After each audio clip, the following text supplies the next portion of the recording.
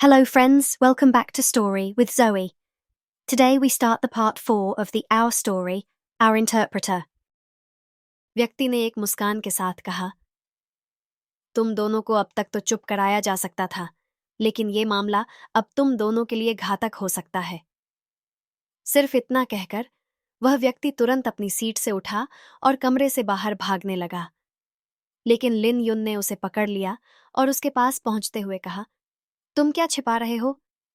वह व्यक्ति हंसते हुए बोला, तुमसे ज्यादा जानने का तुम्हारा साहस मेरे लिए बहुत बड़ा खतरा बन चुका है और अब इस खेल को खत्म करने का समय आ गया है। वह व्यक्ति अचानक कमरे से बाहर भागते हुए सीढ़ियों से नीचे दौड़ा। ली जियानगुओ और लिन युन ने तुरंत उसका पीछा किया, लेकिन जब वे उसे पकड़ने के करीब थे तो उस व्यक्ति ने कुछ ऐसा किया जो दोनों के लिए हैरान करने वाला था।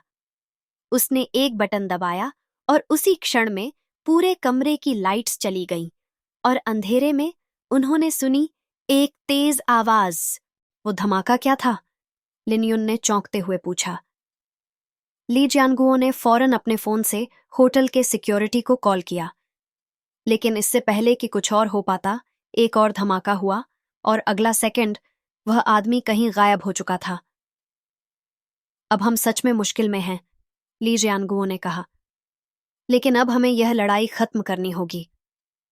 थोड़ी देर बाद सिक्योरिटी गार्ड्स ने सब जगह की तलाशी ली और पाया कि बम की धमाका किसी का काम नहीं था, बल्कि यह एक डिस्ट्रैक्टिंग ट्रिक थी ताकि सच्चाई को छिपाया जा सके। उन्होंने पाया कि वह व्यक्ति सिर्फ एक मोहरा था और असली मास्टरमाइंड कहीं और था। तो अब सच्चाई क्या है? लिन युन ने पूछा।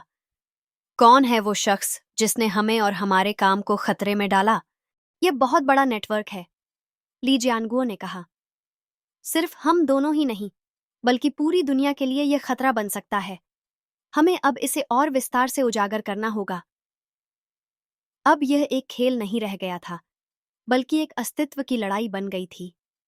ली जियानगुओ और लिन युन को अपनी पूरी ताकत लगानी थी ताकि वे उस साजिश को उजागर कर सकें जो पूरी दुनिया को प्रभावित कर सकती थी। यह उनके लिए एक नया मोड़ था और वे जानते थे कि अगर वे इस खेल में हार गए तो उनका पूरा भविष्य खतरे में पड़ सकता था। अब हम अपनी पूरी ताकत से इसे खत्म करेंगे, लिन युन ने कहा।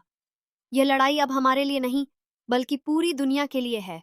ली जियानगुओ, लाई जियांगुओ और लिन युन अब उस बिंदु पर पहुंच चुके थे जहां उनकी पहचान और अस्तित्व दांव पर थे। यह कोई साधारण खेल नहीं था, यह उनकी पूरी जिंदगी, करियर और सुरक्षा का सवाल था। साजिश का असली मास्टरमाइंड सामने आने वाला था और वे हर हाल में उसकी पहचान उजागर करना चाहते थे। हम जितना जान सकते हैं उतना ही हमारे लिए फायदेमंद होगा, लिन युन ने कहा। लेकिन अब हमें और समय बर्बाद नहीं करना चाहिए। सच में अब हमें इस खेल को खत्म करना होगा, ली जियानगुओ ने सिर झुकाकर कहा। अगर हम इसे खत्म नहीं करते तो हम कभी भी सुरक्षित नहीं होंगे। ली जियानगुओ और लिन युन की लगातार मेहनत ने उन्हें एक नए मोड़ पर ला खड़ा किया था।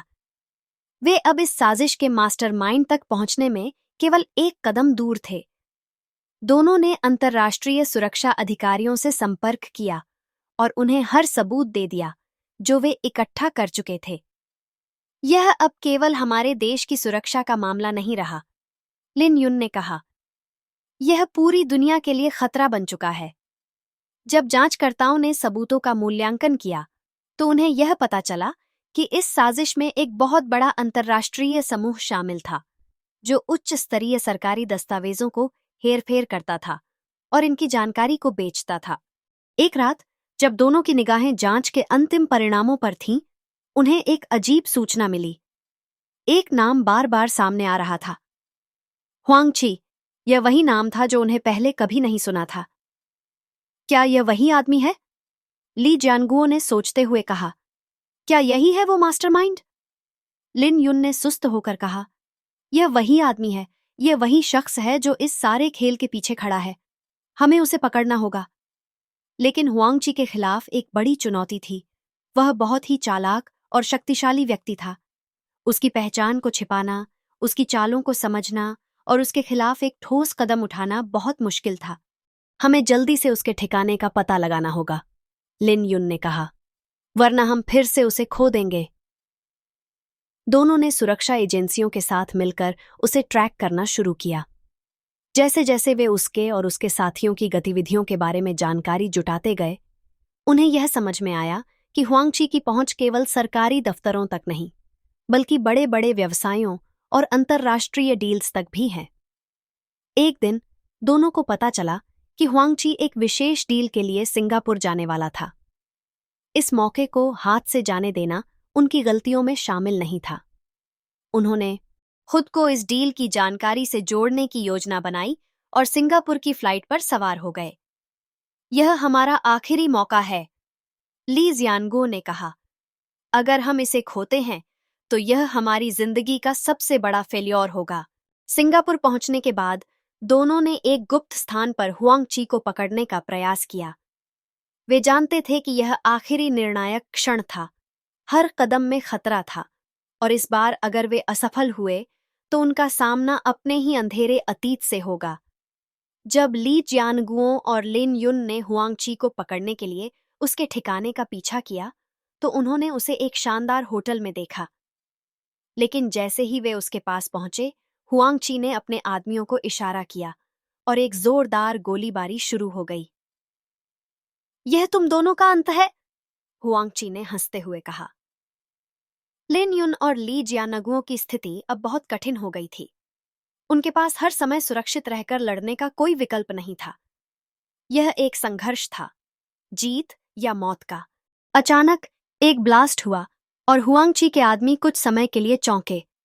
उसी क्षण ली जियानगुओ और लिन युन ने उसे घेर लिया और उसे धर दबोचा। हुआंगची ने चिल्लाते हुए कहा, तुम दोनों ने मुझे हराया, लेकिन मैं अकेला नहीं था। तुम अभी तक इस जंग को नहीं जीत पाए हो। लिन युन ने उसे कड़ा जवाब दिया, तुम्हारी जंग खत्म हुई, अब सच सामने आएगा। वह हाथों में हथकड़ी के साथ खड़ा था। साजिश का मास्टरमाइंड अब पकड़ में आ चुका था। हुआंगची को सिंगापुर के अधिकारियों के हवाले कर दिया गया और दोनों ने महसूस किया कि यह लड़ाई अब खत्म हो चुकी थी। लेकिन उन्होंने कभी नहीं सोचा था कि यह सब इतना बड़ा रूप ले लेगा। हमने यह लड़ाई जीती, ली जियानगुओ ने कहा। लेकिन इस जीत का असली मतलब क्या था? इसका मतलब था कि हम अपनी पहचान को बचा पाए, लिन युन ने उत्तर दिया, और हम हमेशा अपने रास्ते पर चलेंगे। साजिश का पर्दाफाश होने के बाद ली जियानगुओ, ली जांगो और लिन युन ने महसूस किया कि उनकी जिंदगी अब पूरी तरह बदल चुकी थी। उन्होंने जिस बड़े खतरे का सामना किया था वह अब पीछे रह चुका था। हुआंगची और उसके साथी अब कानून के शिकंजे में थे और उनके जीवन को सुरक्षित माना जा सकता था। लेकिन शांति के इस पल में भी कुछ ऐसा था जो उन्हें बेचैन कर रहा था। उन्होंने बहुत कुछ खोया था, लेकिन अब क्या? क्या उनकी जिंदगी फिर से उसी ट्रैक पर लौट सकेगी, या कुछ ऐसा था जो आगे आने वाला था? क्या अब हमें वापस उसी रास्ते पर चलना चाहिए? लिन युन ने गहरी सांस लेते हुए कहा, क्या हम फिर से वही प्रोफेशनल डिनामिक्स बनाए रखेंगे? हमें अब यह तय करना होगा, ली जियानगुओ ने कहा।